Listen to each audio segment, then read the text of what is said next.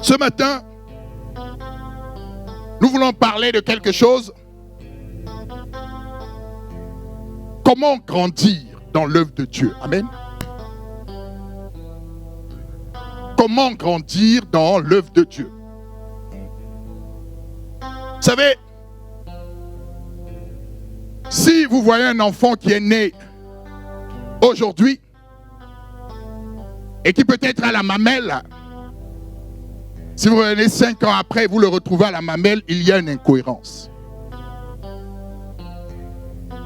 Si aujourd'hui il tète et dans 5 ans vous le retrouvez en train de téter, il y a des questions que vous devez vous poser.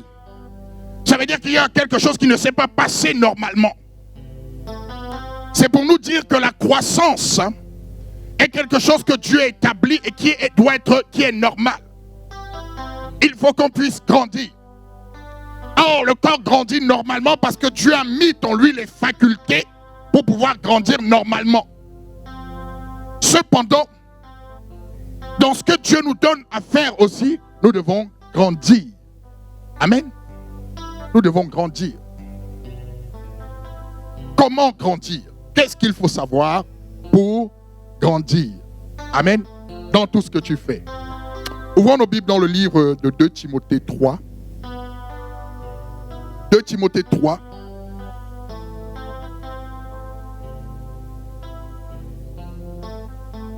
À partir du verset 16 de ce côté-là. C'est certainement un verset que nous connaissons. Et nous allons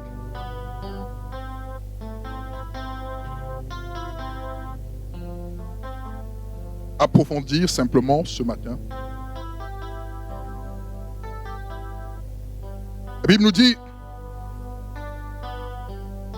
toute écriture est inspirée de Dieu et utile pour enseigner, pour convaincre, pour corriger, pour instruire dans la justice, afin que l'homme de Dieu soit accompli et propre à toute bonne œuvre. On reprend. Le Seigneur dit: toute écriture est inspirée de Dieu et utile pour enseigner, pour convaincre, pour corriger, pour instruire dans la justice, afin que l'homme de Dieu soit accompli et propre à toute bonne œuvre. Amen. Le Seigneur nous dit ici: toute écriture est inspirée de Dieu. Toute écriture est inspirée de Dieu. Lorsqu'on dit toute écriture, ça ne veut pas dire dans le sens global du terme. Ici, le Seigneur est en train de parler des écritures qui proviennent de sa parole. Vous voyez? Parce que toute écriture, à la vérité, dans le sens global, n'est pas inspirée de Dieu. Il y a des écritures qui sont inspirées de Satan aussi. Amen. Mais dans ce cadre, dans notre cadre à nous, le Seigneur dit: toute écriture est inspirée de Dieu. Et qu'est-ce que l'écriture dit après? Est utile pour enseigner. L'écriture est utile pour enseigner. Donc, étant donné qu'elle est inspirée de Dieu, elle a une utilité pour enseigner. Amen. Enseigner, c'est donner de la connaissance. Amen. Donc, l'écriture est utile, son utilité dans ta vie, c'est de te donner de la connaissance. Si l'écriture ne te donne pas de la connaissance, ça veut dire que cette écriture à tes yeux est inutile. Amen. La connaissance, c'est quoi? La connaissance, c'est connaître la volonté de Dieu vis-à-vis de nous, sur des sujets bien précis et sur des sujets spécifiques. En d'autres termes, Dieu est en train de dire ici: s'il te dit voilà comment tu dois marcher au travers de l'écriture, si tu ne prends pas cette écriture, lorsqu'il faut que tu marches comme il veut que tu marches, alors cette écriture devient inutile pour toi. Amen. Parce qu'elle ne t'enseigne pas. Enseigner, ce n'est pas l'accumulation d'informations. Vous voyez, il y a une différence. Parfois, on pense que être enseigné, c'est accumuler les informations. Être enseigné, c'est prendre l'information et que cette information produise une transformation dans nos vies. C'est ça le rôle de l'enseignement. Réciter des versets, connaître la Bible, c'est accumuler des informations. Mais marcher d'après les Écritures, c'est d'être transformé par ces informations de sorte que cette information nous soit utile. Amen. Donc le Seigneur dit ici, toute Écriture est inspirée de Dieu, utile pour enseigner, pour convaincre. Pour convaincre. Convaincre, c'est quoi? C'est au travers de la parole, au travers de l'enseignement, pousser quelqu'un qui avait un avis contraire à changer d'avis en fonction de ce qui est écrit. Pourquoi? Parce que la parole, la Bible nous enseigne dans le livre d'Hébreux, Hébreux 4, je crois, au verset 12, la Bible nous dit, la parole est plus puissante qu'une épée à 2 tranchants. Elle est capable de diviser âme et esprit, moelle et jointure, elle sonde les profondeurs du cœur. Hébreux 4, 12, c'est ça? Ou Hébreux 12, 4, l'un ou l'autre. Non, Hébreux 4, 12, je crois plus. Voyez, cette parole a la capacité de transformer. Lorsque nous utilisons cette parole, elle a le pouvoir de convaincre. C'est pourquoi le Seigneur nous parle, lorsqu'il nous parle dans Éphésiens 6, et nous parle des armes de l'esprit, il utilisait l'épée de l'esprit qui est la parole de Dieu. Cette parole de Dieu a la capacité de convaincre. Lorsque nous parlons, la parole a la capacité d'aller dans les cœurs et transformer les vies. Donc le Seigneur est en train de nous dire de nous servir de la parole pour transformer les vies. C'est pourquoi le Seigneur dit, allez et faites de toutes les nations des disciples. Il faut leur annoncer l'évangile, puisque l'évangile a le pouvoir de briser ce que l'ennemi a établi dans les cœurs. Amen. Lorsque tu penses que tu es maudit, c'est la parole de l'ennemi que tu as mis dans ton cœur. Il faut une autre parole qui vient te dire que Dieu t'a racheté. Christ t'a racheté et que tu as la capacité de vivre dans la liberté. Il faut qu'on annonce cette parole. Et lorsque cette parole pénètre ton cœur, elle te convainc. Et lorsque tu es convaincu, tu t'approches de Dieu. Et lorsque tu t'approches de Dieu, Dieu transforme ta vie. Amen. Donc la parole a le pouvoir de convaincre. D'où la nécessité de la connaître. Et il continue en disant, elle corrige aussi. Pour convaincre, pour corriger. Pour corriger. Corriger, c'est quoi? Il peut, et ça arrive à tout le monde de se tromper et d'être dans l'erreur. C'est-à-dire que lorsque tu faisais quelque chose d'une certaine manière, sans connaissance, parce que tu ne savais pas comment faire, lorsque la parole arrive, elle vient pour corriger ta manière de faire. Peut-être tu avais un comportement, une attitude, une manière de faire les choses qui n'était pas en harmonie avec la parole de Dieu. Lorsque la parole de Dieu vient en toi, elle vient aussi pour corriger. Et pour grandir, il faut être corrigé. On apprend mieux lorsqu'on a commis une erreur et qu'on a corrigé. Amen.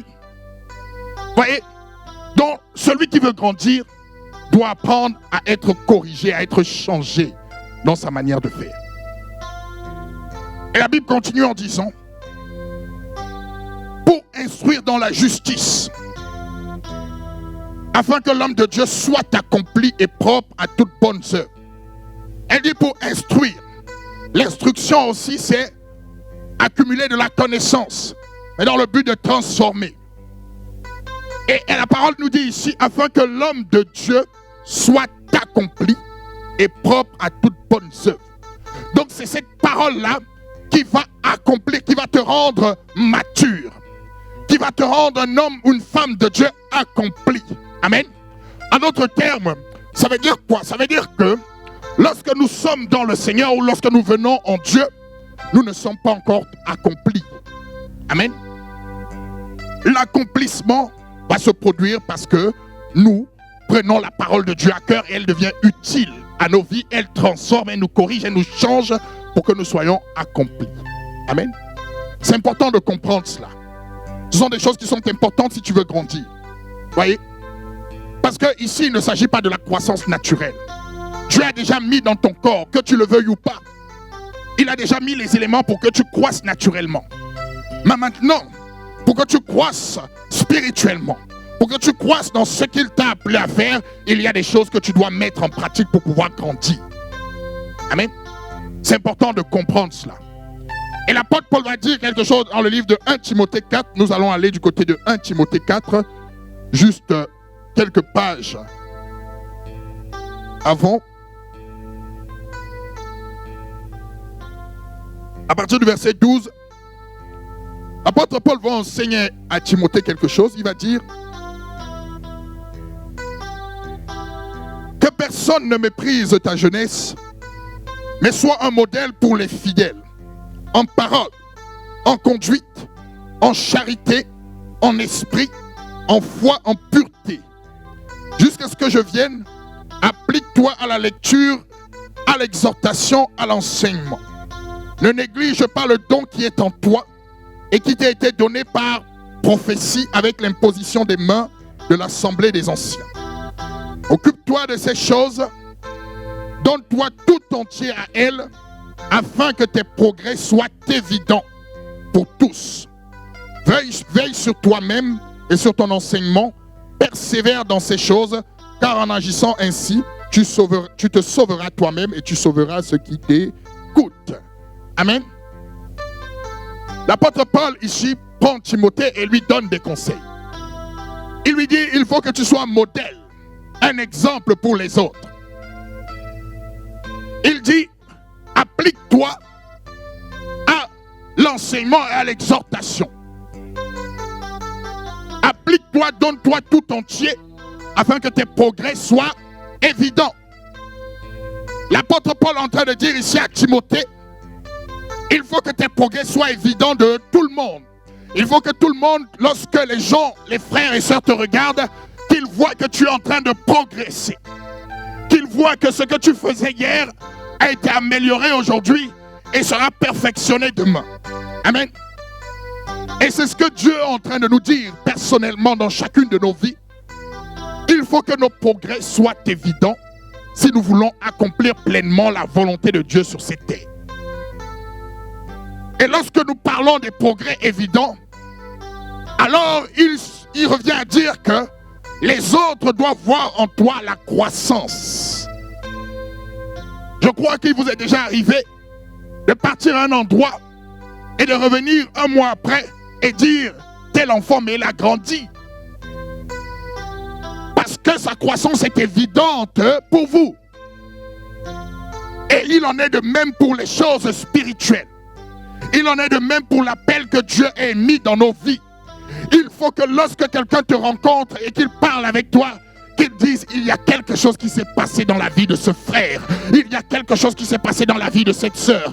Il y a encore quelque temps, ce n'est pas comme ça qu'il parlait. Ce n'est pas comme ça qu'il servait Dieu. Il y a une transformation de sorte que ce soit évident. Amen.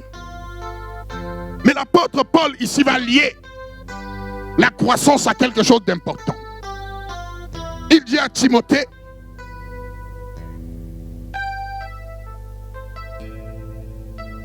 applique-toi à la lecture, à l'exhortation, à l'enseignement.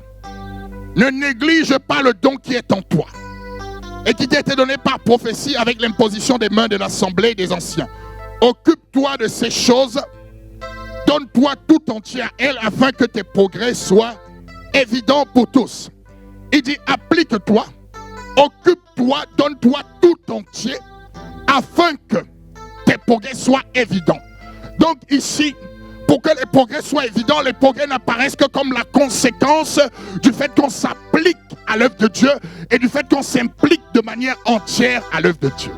Amen. Tu ne peux pas obtenir des progrès si tu ne t'impliques pas et si tu ne t'appliques pas. Amen. C'est ce que nous appelons le zèle. Amen. Si nous n'avons pas de zèle, il est impossible de voir la croissance dans nos vies. Pourquoi? Parce que tu ne peux pas grandir dans quelque chose pour lequel tu ne t'impliques pas. Tu ne peux pas grandir dans quelque chose pour lequel tu ne t'appliques pas. S'impliquer, ça veut dire participer. S'appliquer, ça veut dire avoir la méthode, travailler pour que je puisse progresser. M'organiser, me structurer pour que je puisse progresser. Vous voyez? Et c'est de ça qu'il est question ici. L'application et l'implication. Ce sont deux paramètres qui sont importants. Et l'apôtre Paul dit, ne néglige pas le don qui t'a été donné. veut dire quoi? Ça veut dire que tu peux avoir reçu quelque chose dans ta vie et ne pas l'entretenir. Donc tu vas commencer à négliger ce que Dieu t'a donné. Et parce que tu négliges ce que Dieu t'a donné, cela ne sera plus évident aux yeux des hommes que tu as reçu quelque chose.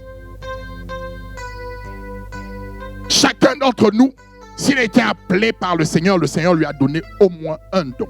Au moins. Mais maintenant, comment se fait-il que ton don n'est pas visible? La question est de savoir, est-ce que tu t'appliques et est-ce que tu t'impliques dans ce que Dieu veut que tu fasses?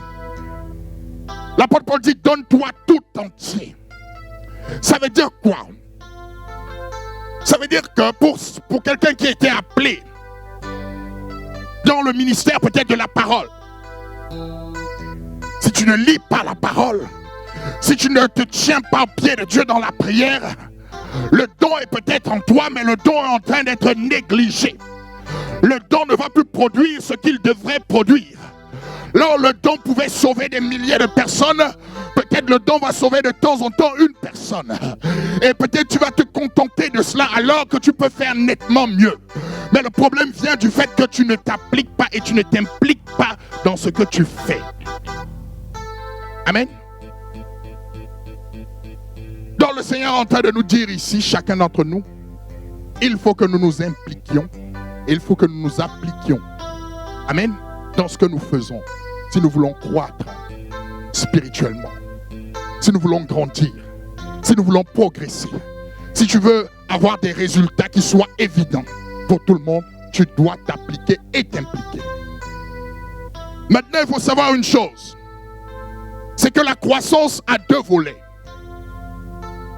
La croissance a deux volets. Pourquoi je parle de croissance avec deux volets? Il y a la croissance sur le point de vue, ce que je pourrais appeler de la technique, la manière de servir. C'est-à-dire l'aptitude de faire ce qu'on fait. C'est-à-dire la capacité de bien faire ce qu'on fait. Je prends un exemple simple. Quelqu'un qui est chantre, sa croissance, elle va s'améliorer dans sa manière de chanter, dans les techniques de chant. Elle va travailler pour avoir cette croissance-là. C'est ce que j'appelle la croissance, la partie technique. Quelqu'un qui est appelé à la parole, il va développer cette capacité à pouvoir bien s'exprimer. Il va développer cette capacité à pouvoir parler de la parole. Quelqu'un qui est dans la prière, il va développer cette capacité aussi à prier de manière beaucoup plus profonde. Parce qu'il travaille cela tout le temps. Ça, c'est la partie technique. C'est ce qu'on va voir. C'est ce qu'il va manifester. Après, il y a la croissance aussi au niveau de l'homme intérieur. Voyez, l'homme intérieur, c'est la nature. L'apôtre Paul dit à Timothée que tu sois un modèle pour les autres. Or, ce que les gens recherchent, ce que les gens voient, c'est d'abord ce que tu es, ton caractère, c'est l'homme intérieur. Tu peux chanter, tu peux louer Dieu, tu peux prier, tu peux t'améliorer dans la technique, mais si l'homme intérieur n'est pas transformé, alors il te sera difficile d'être un modèle pour les autres. Amen. Parce que ce que les hommes vont regarder, c'est d'abord ce qui est transformé à l'intérieur de toi. Ils vont regarder si tu es un homme qui est patient. Ils vont regarder si tu as de la tempérance. Ils vont regarder si tu as de la douceur. Et or, cette transformation-là n'est pas simplement la transformation technique sur le point de vue de l'expression de ce que tu as, mais c'est la transformation sur la manière d'exprimer cela et la transformation intérieure qui fait que lorsqu'on te regarde, tu procures la paix de Dieu, tu procures l'assurance de Dieu, tu procures quelque chose qu'on désire. Et on a envie de s'approcher de toi, non pas parce que tu sais jouer à la musique, mais parce qu'il y a quelque chose à l'intérieur de toi qui fait du bien à ceux qui sont autour de toi. Voyez, il y a ces deux aspects-là. Et on peut grandir dans l'un et pas dans l'autre. En général, beaucoup de personnes grandissent beaucoup plus vite dans la croissance sur l'aspect de l'expression de ce qu'ils ont. Pourquoi? Parce que c'est ce qui est visible. C'est ce que les gens voient en premier. Ah, tu chantes très bien. Quand tu pries, c'est terrible. Quand tu prêches, c'est formidable. Mais sur le point de vue du caractère, il y a des choses encore qui doivent être faites et transformées. Vous voyez, c'est pourquoi le Seigneur dit dans sa parole, si nous voulons le servir, il faut que nous le servions en esprit et en vérité. Ça veut dire quoi? Et en vérité, ça veut dire qu'il faut que tu sois en accord avec ton homme intérieur et que tu sois soumis totalement à Dieu pour le servir. Amen. Donc Dieu va te permettre de croître sur ces deux aspects-là. Il va vouloir que tu croisses sur ces deux aspects, l'homme intérieur. C'est important de transformer l'homme intérieur. Pourquoi? Parce que si l'homme intérieur n'est pas transformé, on ne peut pas être un modèle. On ne peut pas être un exemple. Et pour être un exemple, c'est-à-dire que être quelqu'un que les autres veulent suivre, que les autres veulent avoir comme modèle, que les autres veulent avoir comme exemple, il faut premièrement que Dieu ait transformé ton homme intérieur. Ou que tu aies laissé Dieu transformer ton homme intérieur. C'est important. Pourquoi? Parce que si ton homme intérieur n'est pas transformé, en réalité, ce que tu vas faire, c'est que tu vas détruire beaucoup de choses. Et c'est pourquoi, lorsque Dieu travaille les leaders, il les travaille d'abord dans l'homme intérieur. Lorsque Dieu travaille des responsables, il les travaille d'abord dans l'homme intérieur. Pourquoi? Parce que tu peux avoir développé la partie technique, la partie expressive, la partie de l'expression. Si ton homme intérieur n'est pas développé, alors tu ne pourras pas être un responsable du point de vue de Dieu parce que Dieu veut te confier quelque chose. Et pour qu'il te confie la chose, il faut que ton homme intérieur soit guéri d'abord et que ton homme intérieur soit transformé. Qu'est-ce que nous appelons l'homme intérieur? Nous parlons de l'âme. Nous parlons des émotions. Nous parlons de ce que nous ressentons à l'intérieur de soi-même. Parce qu'il est difficile d'apporter secours à quelqu'un lorsque nous-mêmes nous souffrons à l'intérieur de nous.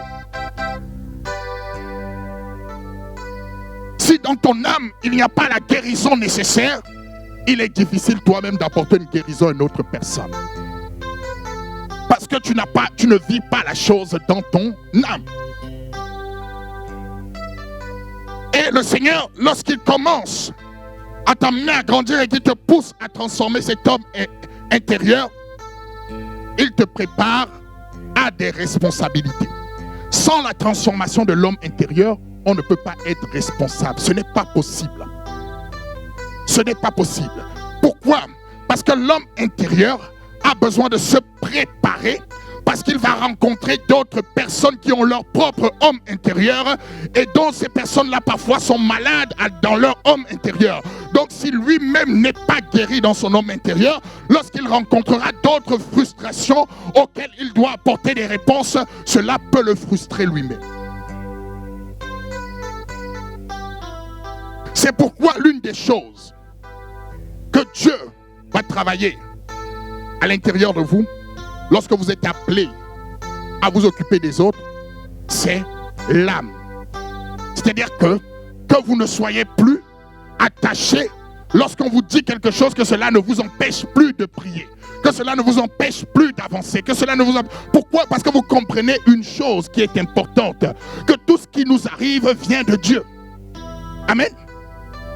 Le Seigneur utilise les autres autour de nous pour nous-mêmes nous travailler. Or, le piège que l'ennemi met souvent parfois devant nous, c'est que lorsqu'il y a de l'adversité par rapport à quelqu'un, nous commençons à regarder la personne au lieu de se dire, si ça arrive, c'est que Dieu le permet et c'est que Dieu veut travailler quelque chose dans ma vie. Et lorsque nous raisonnons comme ça, nous n'avons plus d'amertume parce que nous regardons toutes les épreuves auxquelles nous pouvons être assujettis comme un sujet de joie parce que nous y voyons une transformation derrière. Mais lorsque nous n'avons pas encore cette maturité, or lorsque quelqu'un vient vers nous, nous voyons la personne mais nous ne voyons pas ce que Dieu veut faire au travers de la personne.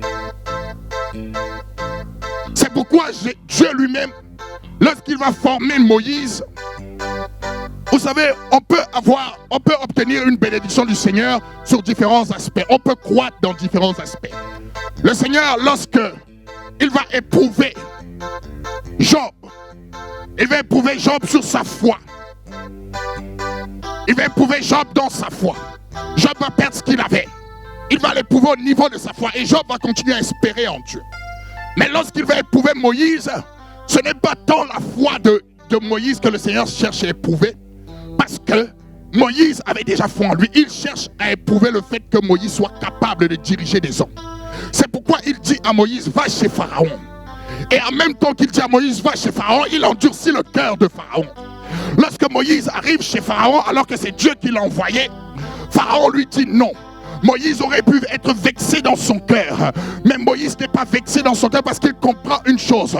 Comme le dit le livre de Romains 9, la Bible nous dit, c'est lui qui a endurci le cœur de Pharaon à dessein. Amen. Ça veut dire que toutes les épreuves auxquelles tu peux faire face, c'est l'Éternel qui les permet. Maintenant, ça dépend de ta perception de l'épreuve. Comment est-ce que tu regardes l'épreuve?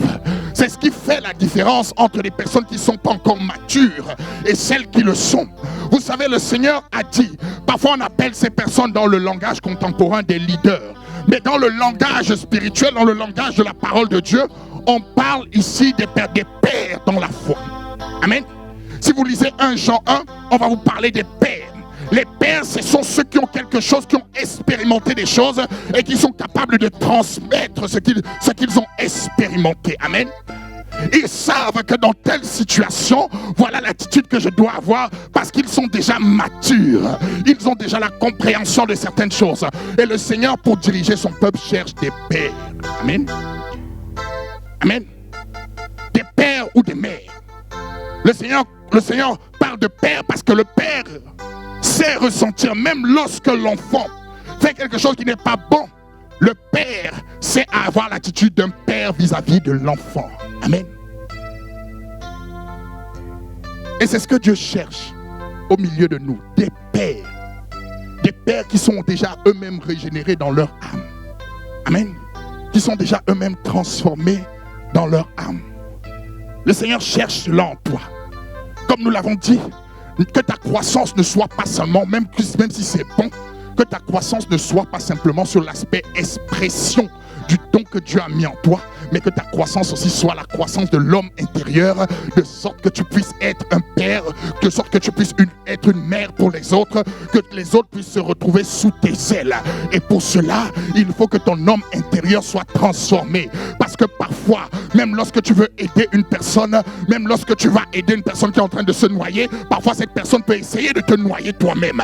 Et tu dois comprendre qu'elle n'essaye pas de te noyer parce qu'elle veut te noyer, mais elle te noie parce qu'elle ne sait pas comment faire. Elle est en train de se débattre. Alors cela ne doit pas t'affecter. Tu dois avoir du recul pour comprendre cela. Mais si tu n'as pas du recul pour comprendre cela, alors que tu lui donnes ta main et qu'elle essaie de te tirer vers le bas, ce que tu vas faire, c'est que tu vas essayer de couper sa main au lieu de lui dire calme-toi, au lieu de lui parler de sorte que tu puisses sauver une âme et la ramener vers Dieu.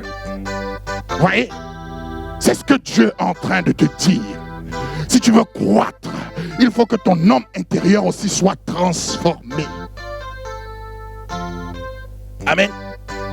Si tu veux croître sur tous les aspects, il faut que ton homme intérieur aussi soit transformé. C'est important pour l'œuvre de Dieu. C'est important pour que nous puissions grandir dans l'œuvre de Dieu. C'est important d'avoir les deux caractéristiques.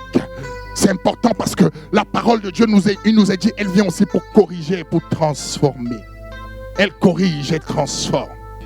Pourquoi le Seigneur va nous dire quelque chose?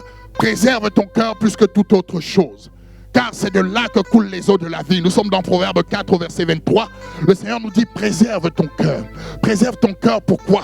Parce que ce que je dis souvent aux frères et aux sœurs, c'est que Dieu ne nous juge pas en fonction de ce qu'on ait raison ou pas. Ce n'est pas ce qui intéresse Dieu, mais Dieu nous juge en fonction de l'état de notre cœur, en fonction de nos intentions. Ça veut dire qu'il y a des personnes qui peuvent se tromper, mais se tromper sincèrement. Elles ne veulent pas se tromper, elles ne veulent pas mal faire. Mais à cause du niveau de connaissance qu'elles ont, elles se trompent quand même.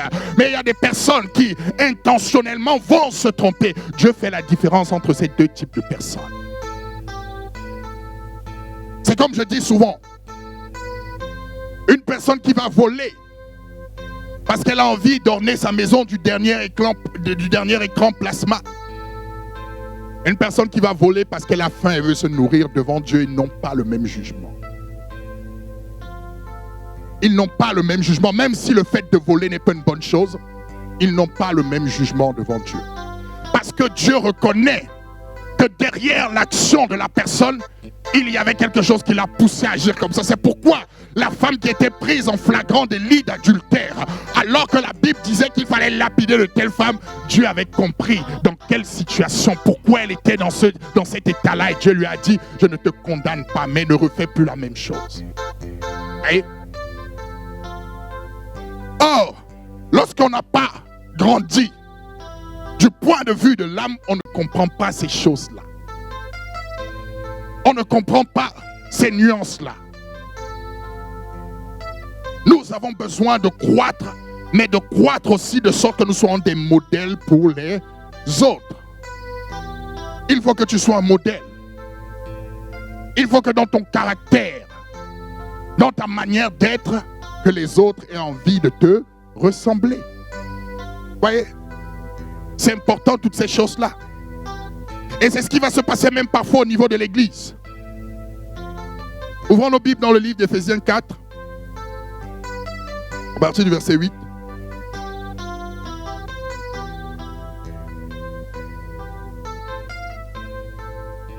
Éphésiens 4, verset 8.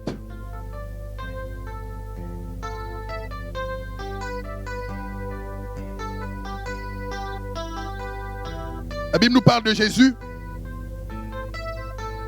Et elle dit, c'est pourquoi il est dit, étant monté en haut, il a emmené les captifs et il a fait des dons aux hommes. La Bible nous dit, il est monté en haut. La Bible nous dit, il a amené des captifs et il a fait des dons aux hommes. Donc il a donné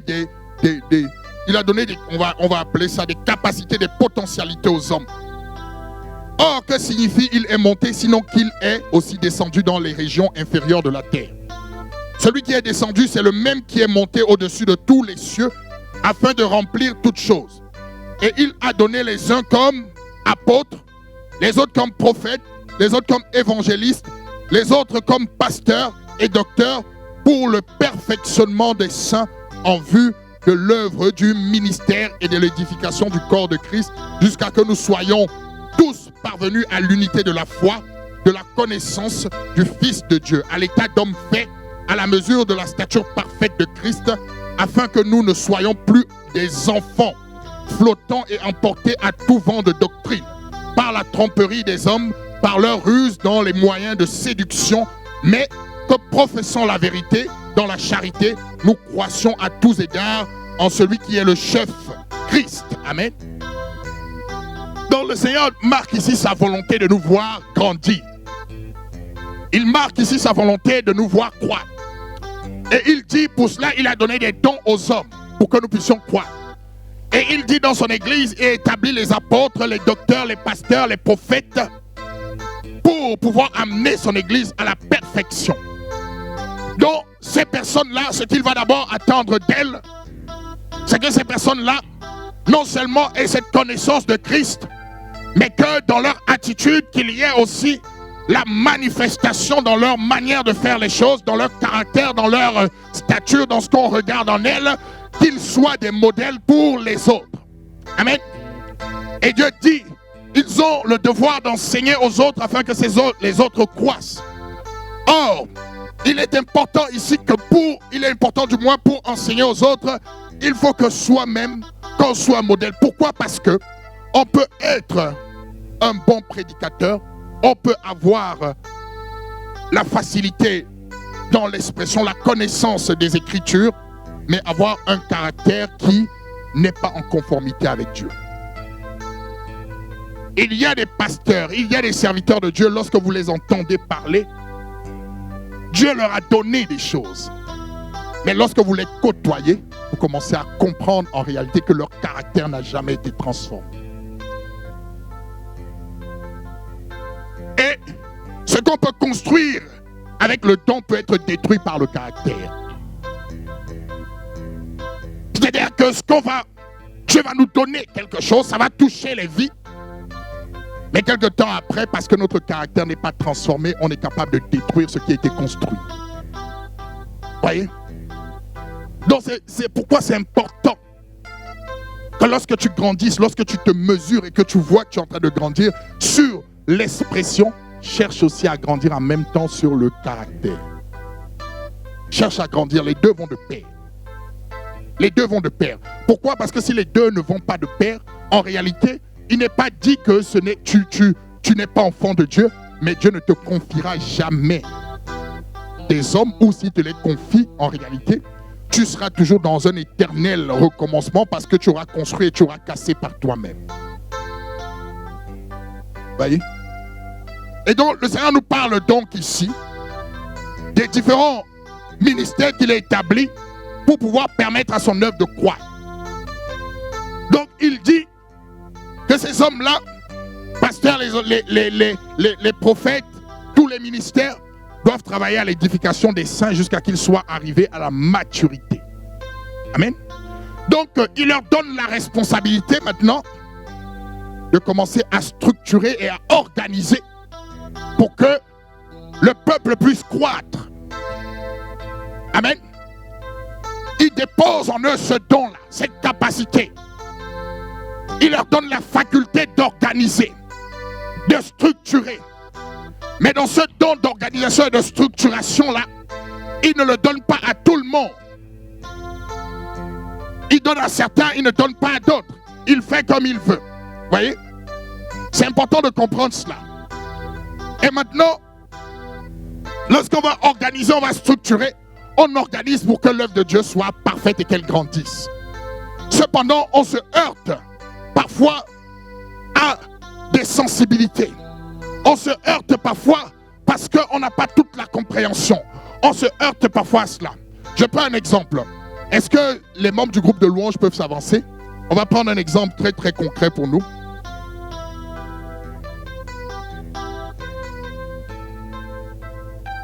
Plus les chantent, uniquement les chantent. Uniquement les chantent.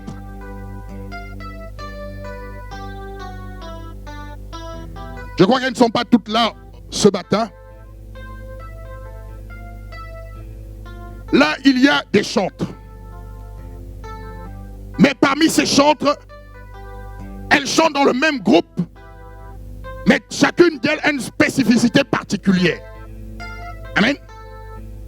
Chacune d'elles a quelque chose que l'autre n'a pas.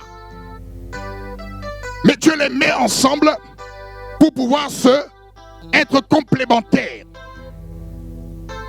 Et lorsque nous les voyons, de manière générale, on peut déjà les diviser en deux groupes.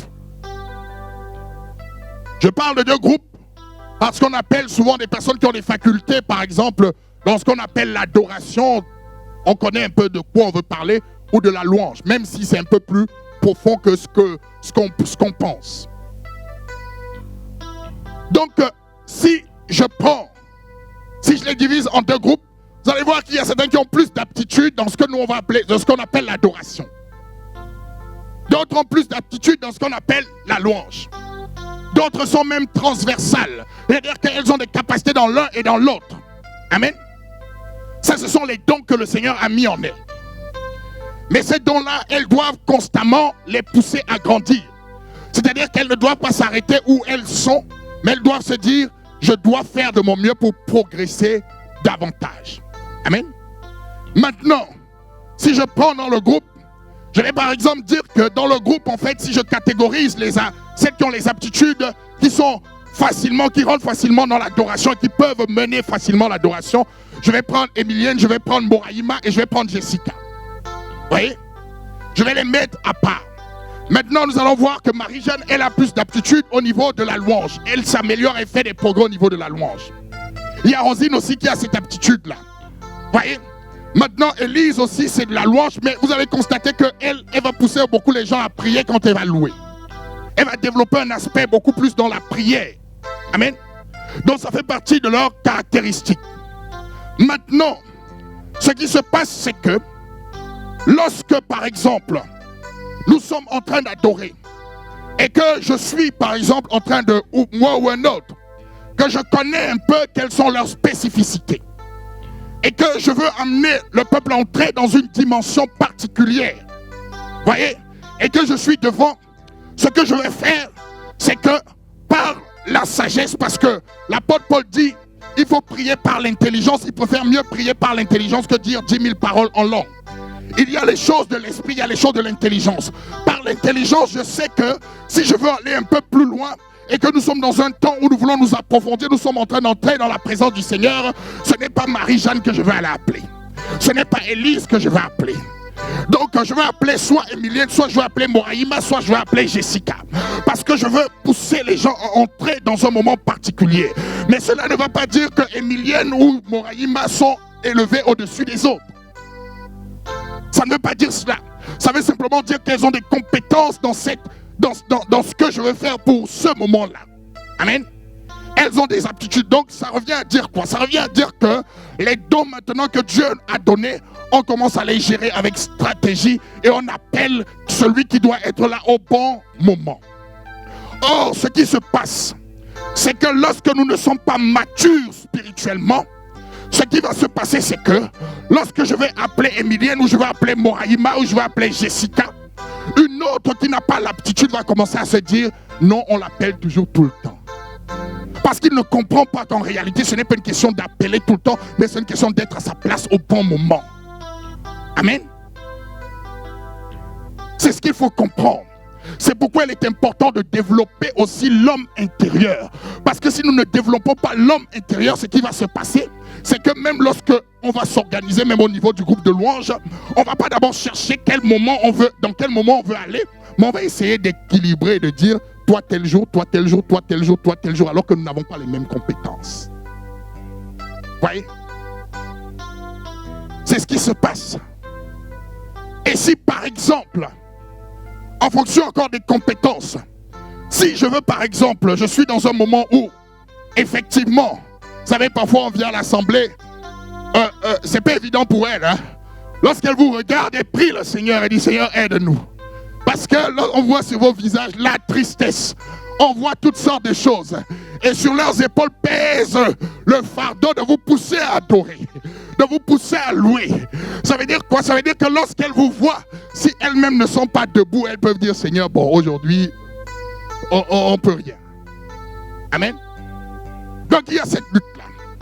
Maintenant, si maintenant je cherche à ce que le peuple entre dans une autre dimension et que vous êtes venu dans cet état-là, je cherche quelqu'un qui va vous envoyer un électrochoc. Je ne vais pas aller prendre Jessica. Je ne vais pas aller prendre, je vais pas aller prendre Marie-Jeanne. Je ne vais pas prendre Élise. Je vais choisir soit Moraïma, soit Emilienne. Pourquoi? Parce que je sais que Dieu leur a donné la capacité parfois de réveiller. Vous voyez? Maintenant, si je suis dans un temps où je veux réfléchir, je veux faire une introspection, parfois je préfère écouter Jessica. Parce qu'elle est plus douce. Mais elle est plus douce parce que je veux à ce moment-là quelque chose de plus doux. Mais si je veux quelque chose de plus secouant, ce qui va vous booster, ce qui va vous pousser, alors je ne vais pas la prendre parce qu'elle n'est pas la personne appropriée. Vous voyez? Donc c'est d'avoir la capacité à voir à chacun là où il est utile. Et c'est parfois ce qui pose souvent problème, même dans les assemblées. Amen. Merci, merci vous. Vous voyez? C'est important de comprendre cela. Et il en est de même dans la prière. Il en est de même dans la prière. Lorsque j'ai écouté, pendant que nous étions dans les 24 heures de prière, il y a beaucoup de personnes qui m'ont surpris. Mais pourquoi ça me surprend? Parce que je bénis le Seigneur parce que ça me permet de voir ce qu'il y a dans chacun. Amen.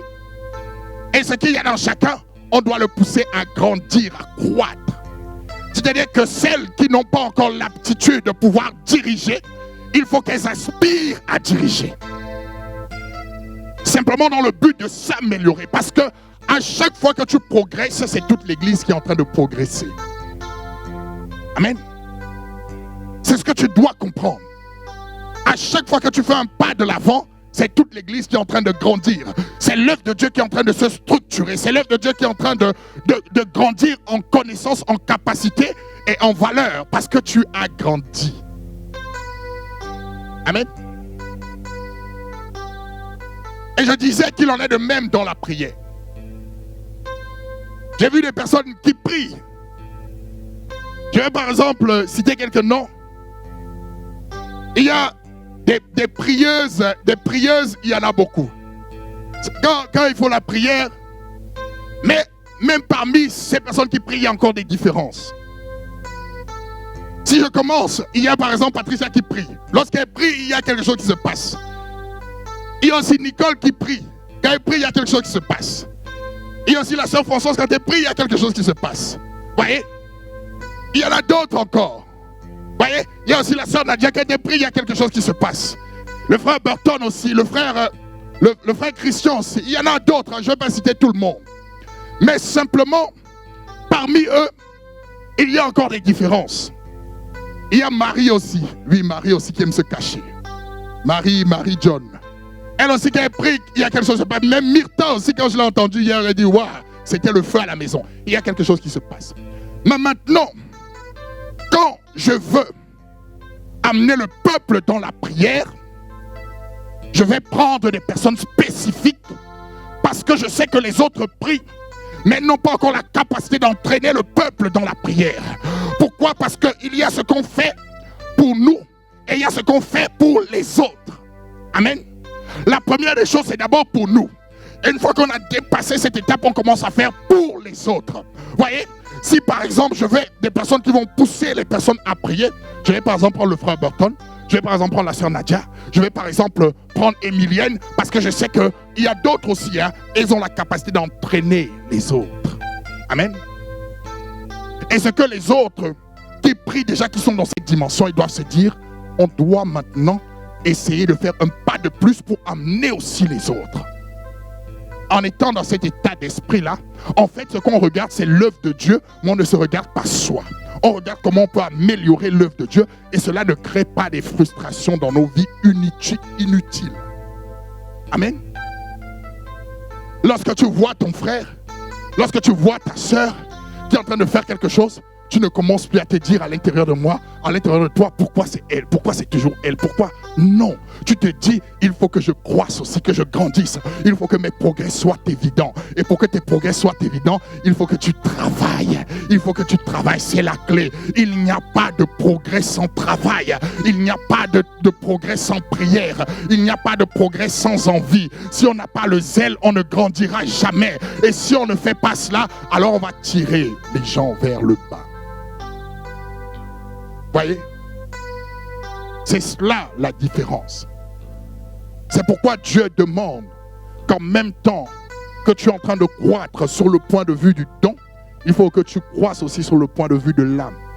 Parce que si tu n'as pas de croissance sur le point de vue de l'âme, alors tu te retrouveras frustré parce que, oui, à un moment donné, tu penseras que c'est toi qui dois faire quelque chose et tu compteras le nombre de fois que l'autre a fait. Alors que tu dois te dire, je dois encore progresser pour essayer de l'atteindre, pour grandir, pour qu'elle soit un modèle, pour qu'il soit un modèle pour moi et que l'œuvre de Dieu, nous puissions grandir tous ensemble. Amen. C'est quelque chose de capital, important à savoir.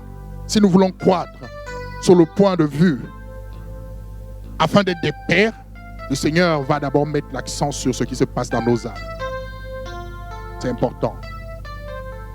Parce que si tu ne grandis pas sur ce qui se passe dans les âmes, dans ton âme, tu seras quelqu'un qui va abandonner très facilement. Parce que les hommes autour de toi, l'homme n'a que des problèmes d'âme en réalité. Les hommes n'ont que des problèmes d'âme. Si quelqu'un est fâché, c'est parce que son âme est blessée. Si quelqu'un n'est pas joyeux, c'est parce qu'il y a quelque chose dans son âme. Maintenant, toi qui n'es pas préparé dans ton âme, si on vient déverser ça sur toi, ou toutes ces choses, on vient te les dire, on te dit, il y a tel problème, il y a tel problème, il y a tel problème, il y a tel problème, il y a tel problème. Tu n'entends que le mot problème. Au bout d'un moment, peut-être toi-même, tu vas te transformer en problème. Hein? Donc, il faut savoir maintenant à prendre du recul et de dire, voilà, il y a tel problème d'âme. Ce que je vais faire, c'est d'apporter la solution à ce problème d'âme. Je vais essayer de guérir. Mais pour que je guérisse, il faut que moi-même je prenne du recul et que dans mon âme, qu'il ne se passe pas des choses qui ne soient pas bonnes. Vous voyez? C'est important. Ce travail de l'âme. Ce travail de l'âme est extrêmement important. Maintenant, ça ne veut pas dire que parce qu'un frère ou une sœur a des aptitudes dans tel ou tel domaine, que toi, tu ne peux pas le faire. Parce que le Saint-Esprit peut te visiter un moment pour que tu fasses quelque chose. Amen. Je prends un exemple. 1 Samuel 10, 10. La Bible nous dit, Saül avait été choisi par le peuple d'Israël. Ce n'est pas Dieu qui l'avait choisi. Et Saül, choisi par le peuple d'Israël, la Bible nous dit qu'il est en train de marcher, il va rencontrer des prophètes. Et lorsqu'il rencontre ces prophètes-là, il se met lui-même à prophétiser. Il n'était pas un prophète, mais lorsqu'il a rencontré des prophètes, il s'est mis lui-même à prophétiser. Ça veut dire que ce n'était pas sa caractéristique première, mais Dieu a permis à un moment donné qu'il puisse faire la chose. Amen.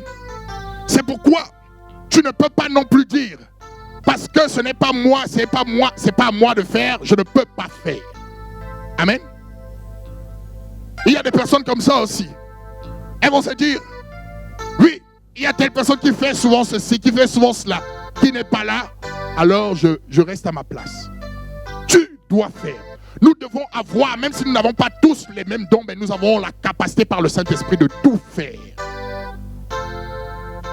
Je prends un exemple. Imaginez un jour que les chants ne soient pas là. Je peux chanter. Et vous allez voir que ce jour, le Saint-Esprit va me donner une voix extraordinaire. Amen. Je vais chanter, vous allez regretter, vous allez dire, il ne faut même plus qu'il vienne. Parce que c'est un jour particulier, le Seigneur sait qu'il n'était pas là. Mais si je commence à dire maintenant que bon, moi aussi je vais entrer dans le groupe, je vais commencer à chanter avec vous, vous allez voir que vous allez commencer à chercher quel jour je chante et vous allez arriver vers 11h30 pour ne pas m'écouter. Voyez? Parce que ce n'est pas mon appel. Mais à une circonstance particulière, Dieu m'a aidé, Dieu m'a donné la capacité de faire parce qu'il a mis en moi, parce que les autres n'étaient pas là, il a mis en moi les talents pour le faire, comme pour dire qu'avec lui, nous pouvons tout faire. Amen. C'est ce que le Seigneur veut que nous apprenions. C'est comme ça que le Seigneur veut que nous puissions grandir, que nous puissions nous perfectionner. Et si nous le faisons, si chacun s'attache à ce pourquoi il est appelé et le fait bien, vous allez voir que l'église de Dieu va se perfectionner. Si chacun dit, même celui qui nettoie, qui balaye, dit je le fais, mais je le fais bien. C'est-à-dire quoi, je le fais bien? Je cherche à m'améliorer constamment.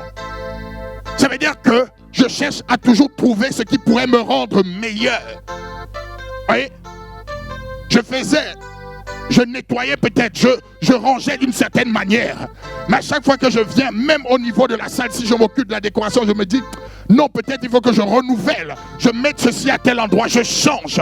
Je suis constamment en plein renouvellement. Et ce qui fait que je suis constamment en mouvement avec le Seigneur. Et en mouvement avec le Seigneur, j'apprends tout le temps. Le Seigneur me donne des idées nouvelles. Parce que je suis impliqué, je demande au Seigneur, qu'est-ce que je peux faire de mieux? Comment est-ce que je peux faire de mieux? Vous voyez? C'est ça la différence, simplement. C'est ça la différence. Si tu te mets à fonctionner comme ça, tu verras que ta croissance sera exponentielle, tu grandiras rapidement et tu grandiras de manière à être un homme affermi, c'est-à-dire que tu sois un homme accompli, une femme accomplie pour l'œuvre de Dieu. Amen. L'accomplissement. Donc retiens que la croissance a deux volets. Il y a l'expression du don. Et il y a aussi l'homme intérieur qui fait qu'on soit un modèle. Amen. Et les deux doivent travailler. Si tu ne travailles que l'homme, tu ne travailles que l'expression, tu ne seras jamais un père. Et lorsque tu commences à travailler aussi ton attitude dans l'homme intérieur, dans ta manière de faire les choses, dans ta manière de dire les choses, dans ta manière de t'exprimer, alors Dieu t'élèvera pour te confier ce qu'il a à te confier. Amen. C'est pour cela que le Seigneur parle des fruits de l'esprit. Les fruits de l'esprit, et parce que l'esprit est venu habiter en toi. La Bible nous dit Certaines personnes du moins pensent parfois que parce qu'on a l'Esprit de Dieu, on a tous les fruits de l'Esprit. Non, ce n'est pas vrai. Cependant, le Seigneur nous pousse à avoir les fruits. Si tu es un père, une maman, si à chaque fois qu'on te dit quelque chose, tu démarres au quart de tour, tu n'es pas une bonne maman. Tu vas prendre des décisions qui ne sont pas sages. Tu vas prendre des décisions qui ne sont pas bonnes parce que tu seras sous l'impulsion de la colère.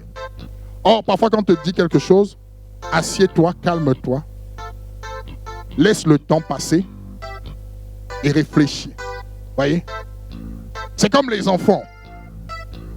Lorsqu'un enfant vient dire à son père ou à sa mère, mon frère m'a fait ceci, ce qu'il attend, c'est que son père aille frapper son frère directement. C'est ce qu'il attend. Mais si toi, tu n'as pas le recul, on te dit, mon frère m'a fait ceci, tu dis, il est où? Et tu commences à le chercher, tu vas commettre des dégâts. Je vous prends un exemple très simple. Un jour, je suis dans la chambre à la maison. J'entends ma petite, la dernière, crier. Je suis sorti en courant. Je pensais que son frère était en train de la tuer. Et j'arrive, c'est elle qui tient son frère. Vous voyez? Je dis, mais c'est bizarre cette histoire-là. Si j'étais sorti je me disais, ah, je vais aller le tuer aussi. Vous voyez? Il faut prendre du recul. Il ne faut pas forcément réagir parce qu'on entend quelque chose. Amen. Vous voyez? C'est important. Mais pour cela, il faut travailler l'âme. Il faut parfois se dire, bon, voilà, ce n'est pas le bon moment de faire ceci. Ce n'est pas le bon moment de faire cela. Chaque chose en son temps. Pour croître réellement selon Dieu, il faut croître sur les deux aspects. Amen. Que Dieu soit béni. Que Dieu soit glorifié. Amen. J'espère que le Seigneur nous a enseigné, le Seigneur nous a instruits et que le Seigneur nous a permis de grandir davantage. Que son nom soit glorifié, que son nom soit exalté. Amen. Et que nous pouvons nous tenir debout pour